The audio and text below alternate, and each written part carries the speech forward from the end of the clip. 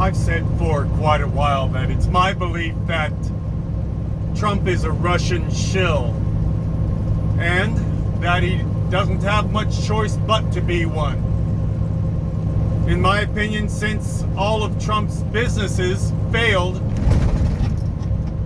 in the 90s and he desperately needed money and he already had some Russian connections, it was very simple for him to start laundering money for the Russian mafia, and that means for Putin.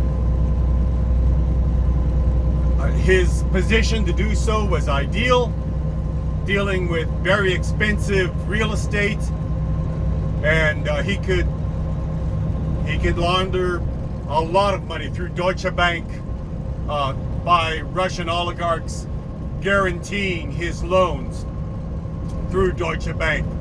And it helped him to have the cash he needed to keep his businesses going. When a person is looking to launder money, $100 million that you can spend is worth a whole lot more than $500 million that you cannot spend. And Trump was very, very good at losing money. To take in a huge amount and to whittle it down to not very much, but at least it would be laundered. My point in saying that is that I've heard people not connect the dots, in my opinion. I was a Russian major through school, and one of the things that we learned is there's a very large difference between autocratic or Russian law enforcement and law enforcement in the United States. In the United States, the administration names the crime and law enforcement finds the men. In other words, an administration might say, hey, we need to crack down on and have a war on drugs. Or the rightly or wrongly, or the administration might say, we need to crack down on crime violence. Or the administration might say, this white-collar crime is killing our country. We need a Dodd-Frank bill, and we need to crack down on white-collar crime. Well, the administration will name the emphasis, and it's law enforcement's job then to go and find the people who are doing these crimes and to prosecute them, investigate them and prosecute them. In Russia, it's different. Russia says, hey, these are the men who are in my way. These are the people that are causing me trouble. These are the people. Now, those are the names. Now go find the crimes that these people are doing. The crimes may or may not exist, but first you name the men, then you go and find the crimes.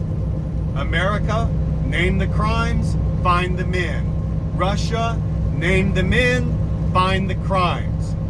So it is no surprise that the Department of Justice under Trump and under Bill Barr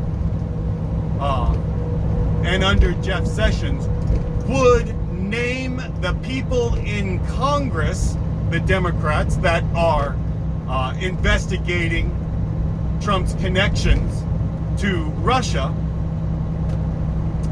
and you would name the men and then put them, go get their records, get their telephone records, because you're looking to find the crime. And if you can't find the crime, you look for something that might be twisted in their records that are there to be used against them. And very few people's lives can stand that kind of scrutiny, where a person is looking to, where you name the men and then you find the crimes. The same thing is is being done right now with elections individuals. Many of them, maybe most of them, who are Republicans, but they are people who are committed to accurate elections. Gotta get rid of these people, because if you're committed to an accurate election, then how are you going to sustain minority rule? Most of our electorate at this point is independent. Then about 40% is independent. Say 30 to 35 is Democrat. And right now, 25% is Republican, and they're losing support across the board. Shoot, all they have left are people like me, old white guys.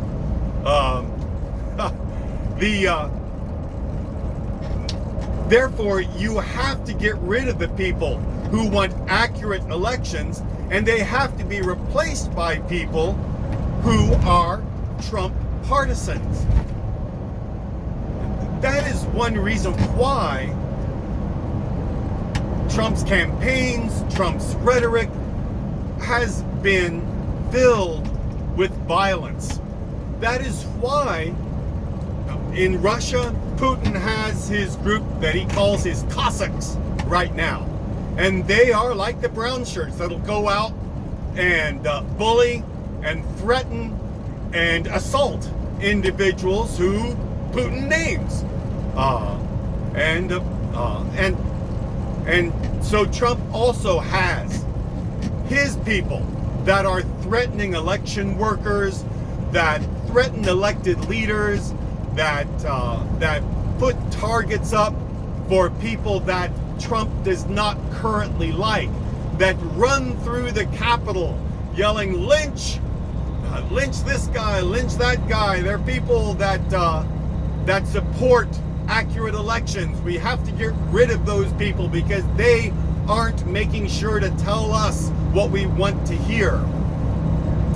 It is not uncommon after an election for the losing party to say, oh, there must have been fraud. I mean, shoot, if you tell that to your partisans, it's what they want to hear.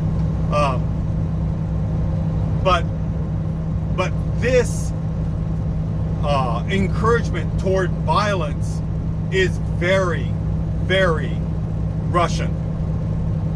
The naming of the man to find the crime, that's how Russia has functioned for a long, long time, all through the 20th century and still through now the 21st.